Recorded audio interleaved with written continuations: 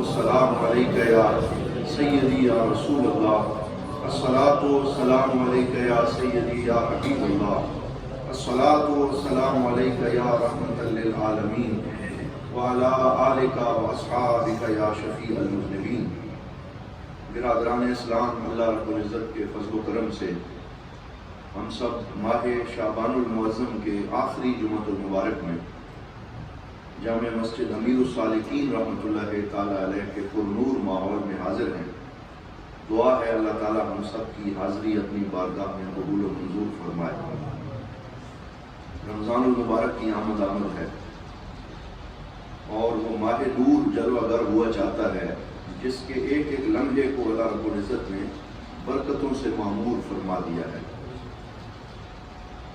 حضور نبی رحمت صلی اللہ علیہ وسلم کی عادت کریمہ تھی کہ آپ ماہ رمضان کی آمد سے پہلے صحابہ کرام کو خطبہ ارشاد فرمایا کرتے، جس میں رمضان المبارک کی عظمت اور اس کی برکتوں کا بیان فرماتے، تاکہ صحابہ کرام اس رمضان کی برکتوں کو وصول کرنے کے لیے، اس میں محنت کرنے کے لیے تیار ہو جائے۔ وہ کیا کلمات تھے جن کو بخاری شریف میں حضرت سیدنا امام بخاری رضی اللہ تعالیٰ عنہ نے محفوظ فرما دیا۔ اور آئیے ہم بھی سرکار کے وہ ارشادات سنتے ہیں جو حضور صلی اللہ علیہ وسلم نے صحابہ کرام کے اجتماع میں ارشاد فرمائے اور جس میں رمضان کی برکتوں کی طرف اشارہ فرمایا۔ ان سلمان الفارسی رضی اللہ تعالیٰ عنہ، حضرت سیدنا سلمان فارسی اس حدیث کے راوی ہیں۔ خطبنا رسول اللہ صلی اللہ علیہ وسلم فی آخر لیلۃ من شعبان و اول لیلۃ من رمضان، کہ سرکار نے شعبان کی آخری رات اور رمضان کی پہلی شام میں ہمیں خطبہ ارشاد فرمایا۔ اور کیا فرمایا؟ ایھا الناس، اے لوگو، اظلکم شہر عظیم کریم مبارک، تمہارے اوپر ایک ایسا مہینہ جلوہ فگن ہوا ہے جو عظمتوں والا ہے، کرم والا ہے، سخاوت والا ہے اور برکتوں والا ہے۔ وہ مہینہ آ گیا ہے۔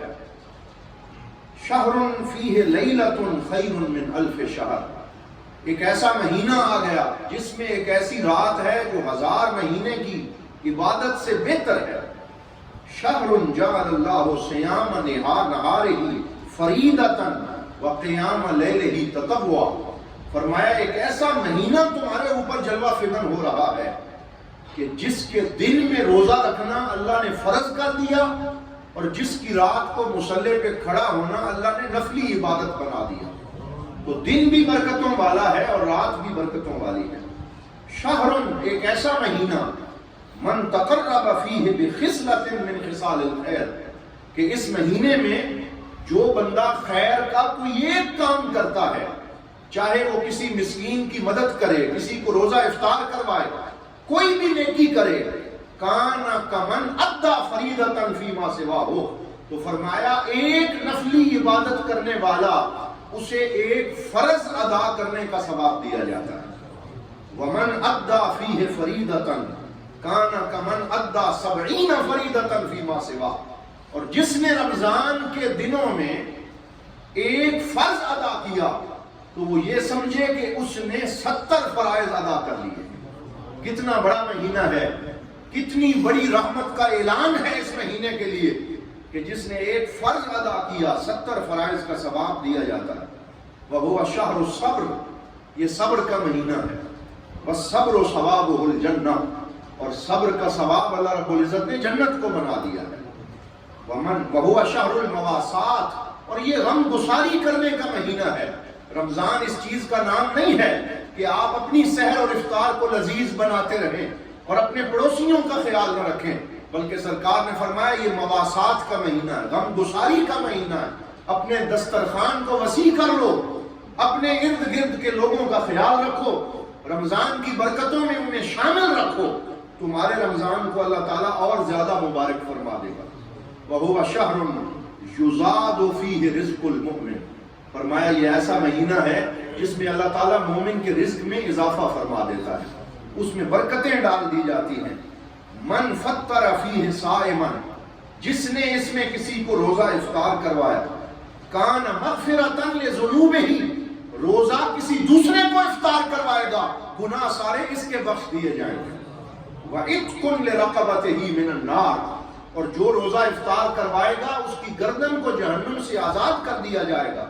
وَكَانَ لَهُ مِثْلُ أَجْرِ الصَّائِمِ، اور جتنا ثواب روزہ رکھنے والے کو ملے گا اتنا ہی ثواب اللہ افطار کروانے والے کو عطا فرمائے گا۔ کیسی رحمتیں ہیں جن کی نوید سنائی جا رہی ہے۔ وَهُوَ شَهْرٌ أَوَّلُهُ رَحْمَةٌ، یہ ایسا مہینہ ہے جس کے پہلے 10 دن رحمت ہے۔ وَأَوْسَطُهُ مَغْفِرَةٌ، اور اس کے درمیانی 10 دن عشرہ مغفرت ہے۔ وَآخِرُهُ عِتْقٌ مِّنَ النَّارِ، اور اس کے آخری 10 دن جہنم کی آگ سے آزادی کے پروانے تقسیم کیے جانے کے دن۔ تو یہ وہ خطبہ ہے جو میں نے آپ کے سامنے پیش کیا، جو ہمارے پیارے آقا و مولا کہہ دیجئے صلی اللہ علیہ وآلہ وسلم ارشاد فرماتے اور صحابہ کرام کو فرماتے، پھر سے ان رحمتوں اور نعمتوں کو یاد کرو اور رمضان کی برکتوں کے لیے تیار ہو جاؤ۔ پھر سرکار دو عالم صلی اللہ علیہ وسلم کی احادیث میں چاہتا ہوں پھر سے ہم یاد کر لیں کہ حضور صلی اللہ علیہ وسلم نے فرمایا اس مہینے میں کائنات میں کچھ تبدیلیاں رونما ہوتی ہیں۔ کائنات وہی ہے، شب و روز وہی ہیں، اور زمین و آسمان وہی ہیں، لیکن جو ہی رمضان داخل ہوتا ہے تو کچھ ایسی نامحسوس تبدیلیاں جنہیں دل والے محسوس کر سکتے ہیں وہ اس رونما ہو جاتی ہیں۔ ان میں سے پہلی تبدیلی کیا ہے؟ وہ آپ مشہور حدیث سنتے رہتے ہیں کہ آسمان میں کچھ تبدیلیاں آتی ہیں، اور وہ تبدیلیاں کیا ہیں؟ تو سرکار نے فرمایا اذا دخل رمضان، جب رمضان المبارک داخل ہوتا ہے، فتحت ابواب الجنہ، تو جنت کے دروازوں کو کھول دیا جاتا ہے، واغلقت ابواب النار، اور جہنم کے دروازوں کو بند کر دیا جاتا ہے، وصفدت الشیاطین، اور شیطان کو زنجیروں میں جکڑ دیا جاتا ہے۔ اب یہ ایسی چیزیں ہیں، حضرت امام غزالی رحمۃ اللہ تعالی علیہ ارشاد فرماتے ہیں صرف یہ حدیث سن نہ لیا کرو بلکہ ان تبدیلیوں کو محسوس بھی کیا کرو۔ جو ہی رمضان کی پہلی شام آئے تو تم محسوس کیا کرو کہ وہ دیکھو اللہ رب العزت نے رحمت کے دروازے کھول دیے ہیں، اور جنت کو ہمارے لیے سجا دیا گیا ہے، اور جہنم کو بند کر دیا گیا ہے، نیکیوں کو آسان بنا دیا گیا ہے۔ تو اسے دل سے محسوس کرنا چاہیے، اور رمضان کی ہر شام کو اس احساس کے ساتھ گزارنا چاہیے کہ اللہ تعالیٰ نے ہمارے لیے اپنی جنت کے دروازے کھول دیے۔ پھر دوسری حدیث میں فرمایا ینادی مناد من السماء، آسمان سے ندا لگائی جاتی ہے، یا باغی الخیر اقبل، اے خیر کے جذبے تو آگے آ جا، اور اے شر کے جذبے تو پیچھے چلا جا۔ یعنی نفسیاتی طور پہ ایک ایسا مد و جزر انسان کی طبیعت میں آتا ہے کہ انسان کے اندر شر کے جذبے کو دبا دیا جاتا ہے اور نیکی کے جذبے کو ابھار دیا جاتا ہے کہ ہم نے تمہارے لیے نیکیوں کی ساری راہوں کو آسان کر دیا ہے۔ پھر حضور صلی اللہ علیہ وسلم نے ارشاد فرمایا، مل کے کہہ دیں صلی اللہ علیہ وسلم، سرکار نے فرمایا ان الجنۃ لتتزین من السنۃ الی السنۃ لشہر رمضان، کہ جنت پورے سال کے اندر ہر سال ایک مہینے کے لیے اپنے آپ کو سجا لیتی ہے، اپنے آپ کو آراستہ و پیراستہ کر لیتی ہے رمضان کے مہینے میں۔ اور جب رمضان آتا ہے نادت الجنہ، تو جنت ندا لگاتی ہے، یا رب، اے میرے رب، اجعل لی فی ھذا الشہر من عبادک سکانا، یا اللہ اس مہینے اپنے بندوں میں سے کچھ بندے میرے رہائشی بنا دے، کچھ بندوں کو میرے پاس بھیج دے، وہ فلاں شہر کے فلاں محلے میں، وہ جو تیرا فلاں بندہ عبادت میں مشغول ہے، یا اللہ اسے جنت کا پروانہ عطا فرما دے۔ تو جنت بھی اللہ کی بارگاہ میں دستے سوال دراز کرتی ہے، یا اللہ میں نے اپنے آپ کو سجا لیا ہے، تو پاک نبی کے غلاموں کو میرے لیے مقرر فرما۔ جنت کے لیے سکان جو ہیں ان کو خاص کر لیا جاتا ہے۔ پھر علماء فرماتے ہیں یہ تمام احادیث کا نچوڑ جو ہے وہ بزرگوں نے پیش کیا۔ حضرت امام نووی رحمۃ اللہ تعالی علیہ شرح صحیح مسلم شریف میں آپ فرماتے ہیں کہ 6 انعامات ایسے ہیں جو اللہ تعالیٰ رمضان کے مہینوں میں اپنے بندوں کو عطا فرماتا ہے، اور ساتھ ہی آپ نے فرمایا ان 6 انعامات کو حاصل کرنے کے 6 طریقے بھی ہیں جو بزرگان دین نے بتائے ہیں۔ ہم جلدی سے ایک دفعہ ان سے گزر جاتے ہیں تاکہ ہمارے ذہن میں رمضان المبارک کی یہ برکتیں پھر سے تازہ ہو جائیں۔ پہلا انعام کیا ملتا ہے؟ فرمایا مغفرۃ کل الذنوب، کہ انسان کی پچھلی زندگی کے سارے گناہ رمضان المبارک میں بخش دیے جاتے ہیں۔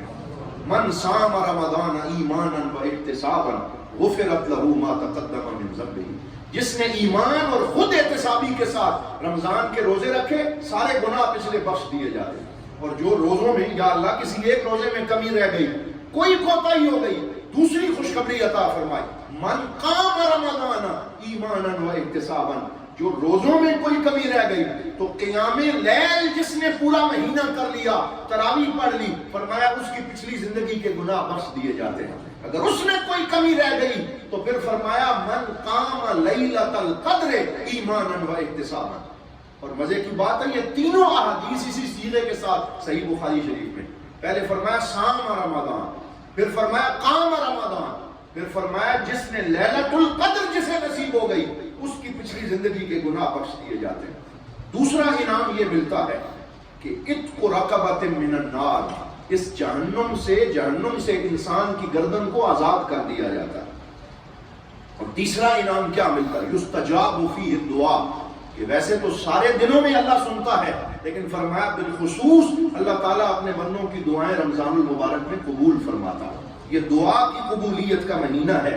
وَلِلصَّائِمِ عِنْدَ فِطْرِهِ دَعْوَةٌ لَا تُرَدْ, اور افطاری کا وہ وقت ہے جب کوئی بندہ جب سارا دن بھوکا پیاسا رہنے کے بعد اللہ تعالیٰ کی بارگاہ میں حاضر ہوتا ہے, دسترخوان کے سامنے بیٹھا ہوتا ہے اور اپنا ہاتھ کھانے کی طرف نہیں بڑھاتا اور افطار کے وقت اپنے رب کی بارگاہ میں دعا کرتا ہے, تو فرمایا اللہ تعالیٰ اس بندے کی دعا کو رد نہیں کرتا بلکہ اسے شرف قبول عطا فرماتا ہے. تو یہ دعاؤں کی قبولیت کا مہینہ. چوتھا فرمایا نیکیوں کے خزانے اس مہینے میں بخش دیے جاتے ہیں. جیسے میں نے ابھی عرض کیا کہ نفل کا فرض میں ثواب اور فرض کا 70 فرائض جتنا ثواب دیا جاتا ہے, اور یہ سب رمضان میں نیکی کرنے کا اجر ہے, خود روزے کا اجر نہیں ہے. روزے کے بارے میں فرمایا روزہ میرے لیے ہے اور اس کا اجر میں خود عطا کرتا ہوں, جس کو بیان نہیں کیا گیا بلکہ بندہ مومن کے لیے بطور خوشخبری قیامت کے دن کے لیے محفوظ کر لیا گیا. پھر اس میں لیلۃ القدر ہے اور اس میں اللہ تعالیٰ اپنے بندوں پہ خوش ہوتا ہے اور نظر کرم فرماتا ہے. وہ کون سے 6 کام ہیں جو ان دنوں میں بالخصوص کرنے چاہیے جو احادیث پاک سے ثابت ہے؟ سب سے پہلا کام فرمایا قرآن کی تلاوت. رمضان المبارک میں جس قدر زیادہ ہو سکے وہ کرنی چاہیے, کیونکہ عام دنوں میں بھی قرآن پڑھنے کا بڑا اجر ہے, لیکن قرآن کا ایک لفظ پڑھنے کی, ایک حرف پڑھنے کی 10 نیکیاں ہیں, اور ان 10 نیکیوں کو 70 کے ساتھ ضرب دے لو, ضرب دیتے چلے جاؤ, تو فرمایا تمہارا حساب ختم ہوگا, نیکیوں کا خزانہ ختم نہیں ہوگا. تو قرآن کو زیادہ پڑھا جائے. سرکار دو عالم صلی اللہ علیہ وسلم کا معمول تھا کہ جب رمضان آتا تو جبرائیل امین رضی اللہ تعالیٰ عنہ علیہ السلام کے ساتھ قرآن کا حضور دور فرمایا کرتے, اور آخری سال میں 2 دفعہ قرآن کا دور فرمایا. اس لیے ہمیں بھی تینوں عشروں میں چاہیے الگ الگ قرآن پاک ختم کریں, تراویح میں قرآن پاک کی سماعت کا شرف حاصل کریں. دوسرا صدقات کا اہتمام کرنا. یہ بھی حضور صلی اللہ علیہ وسلم کی صحیح حدیث سے ثابت ہے, کان جوادا وکان اجود ما یکون فی رمضان. حضور سخی تھے لیکن سب سے زیادہ سخاوت کا اظہار رمضان میں فرماتے, تیز ہواؤں سے زیادہ حضور سخی ہو جاتے. تو جتنا ہو سکے اس مہینے میں صدقات و خیرات کا اہتمام کرنا چاہیے. تیسرا صلہ رحمی. یہ بھی رمضان المبارک میں حضور صلی اللہ علیہ وسلم نے فرمایا اس کے روزے کا اسے کوئی ثواب نہیں ملتا اور اسے کوئی فائدہ نہیں ہوتا جس کے رشتہ دار اس سے ناراض ہوں اور وہ ان کو ناراض کرتا رہے, اللہ تعالیٰ اس پہ نظر کرم نہیں فرماتا. تو بالخصوص اپنے رشتہ داروں سے حسن سلوک کیا جائے, صلہ رحمی کی جائے, ان کے لیے افطار کا اہتمام کیا جائے. تو یہ بھی اس مہینے کا خاص عمل ہے. پھر چوتھا عمل کیا ہے؟ دعا کرنا, کثرت سے دعائیں مانگنا. جیسے ابھی عرض کیا گیا کہ بزرگ فرماتے ہیں 5-6 دعائیں اپنے لیے سوچ کے رکھو کہ میں نے اپنے رب سے رمضان میں یہ دعائیں مانگنی ہیں, اور بار بار مانگتے رہو اور پورے یقین رکھو رمضان ختم ہوگا تو تم اپنے رب سے قبولیت کا پروانہ حاصل کر کے نکلو. دعاؤں کا اہتمام. اور 5واں صلاۃ التراویح کو بڑی پابندی سے ادا کرتے رہنا. اور چھٹا یہ ہے کہ ہر نماز کو باجماعت مسجد میں ادا کرنے کی کوشش کرنا, کیونکہ یہ وہ مہینہ ہے جس میں کوئی سستی اور غفلت ویسے بھی نہیں ہونی چاہیے, لیکن اس مہینے میں بالخصوص کوئی سستی اور غفلت کی گنجائش جو ہے وہ نہیں رکھنی چاہیے. تو میں دعا کرتا ہوں کہ اللہ رب العزت ہمیں ماہ رمضان کی برکات سمیٹنے کی توفیق عطا فرمائے، اور ان پاک لوگوں کی معیت اور ان کے مزار پر انوار کے سائے میں بیٹھنے کا صدقہ اللہ تعالی ہمیں بھی حضور ضیاء الامت رحمۃ اللہ تعالی علیہ کے نقش قدم پر چلتے ہوئے رمضان المبارک کی برکتوں کو سمیٹنے اور اس میں خاص طرح عبادات کرنے کی توفیق عطا فرمائے۔ وآخر دعوانا ان الحمد للہ رب العالمین۔